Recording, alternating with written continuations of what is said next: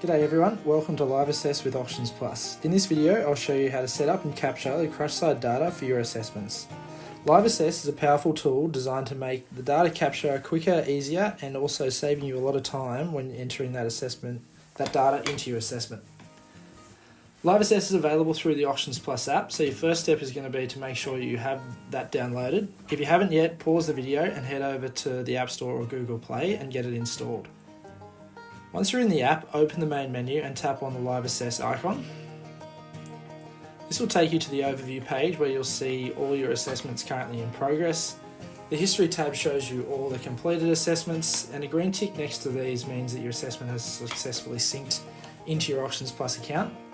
If there's no tick there, don't stress, it just means that you've been out of reception. LiveAssess works fully offline, so you can continue assessing without worrying about that data being captured when you're out on farm. Then when you're back in service, simply tap the sync button and everything will upload automatically for you. To start a new assessment, tap the blue plus button down the bottom of the page. You'll need to name your assessment. Typically people are doing this as their vendor's name and a brief description of what you'll be capturing. So for this example, I'll call these Oliver's steers. For this example, I'm assessing cattle, but this setup process is exactly the same for sheep, so these steps will be the same for both of them. From here, you can either continue without a template or use a template you've already created. For this demo, I'll just continue without one. Once you're in, you can select the traits that you want to include in your assessment. I'm going to include weight, two different breeds here, so I'm going to have Angus and Herefords. They're going to be steers. I'm going to include the fat depth and temperament. You can include as many or as few of these traits as you want. It just sort of depends what you want to collect on the day. But just to note, the more you do collect here, the faster entering the data will be when you go to add it into your assessment. I'm also going to add notable traits, and I'll be drafting these two ways. After selecting your traits, you'll move to your individual and common traits. Individual traits are those that will change for each animal.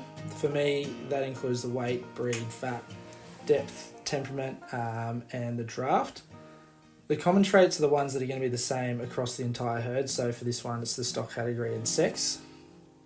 Once you're in here, you can sort your traits by clicking the two bars next to a trait and sliding them up or down. So this just sort of depends on what order you want to capture these traits in.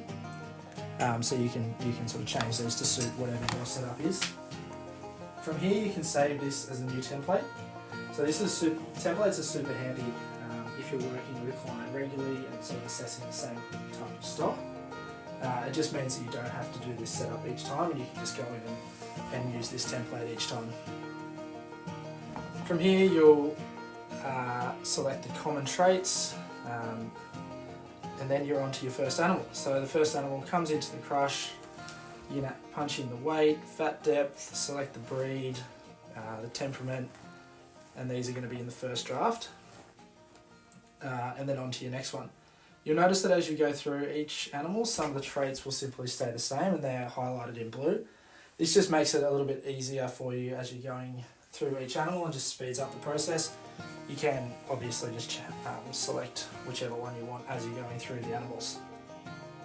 You can also edit as you're going. So for this, if an animal's come in, they're actually a bit sturdier than I thought they might be, so I can just add that in. You can update these traits on the fly, just meaning you're not going to get stuck during your assessment. Up the top, as you're going along, you'll be able to see the insights summary. This gives you a bit of an overview of what you've been capturing so far. So if you're wondering how it's looking, if your vendor's asking a few questions, this insight summary is really useful to be able to use. Once you're done, you can simply finish your assessment and submit it. You can also take photos as you're going or at the end, and these will be attached to the assessment when you go to upload it. Another super useful tool for you to be able to use.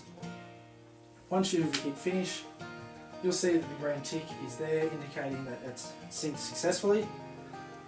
If it hasn't synced successfully or you're out of reception, you can go to the cog at the top of the page once you're back in reception and hit the sync button. And there you have it. You can always go back and edit the assessments as after they're done. So if you need to change something or you realise you just got something wrong, you can edit it afterwards. But that is quite easy to update. I'll be doing a separate video showing you how to get this data into assessment entry, but that's the basic process of capturing the data in LiveAssess. Cheers.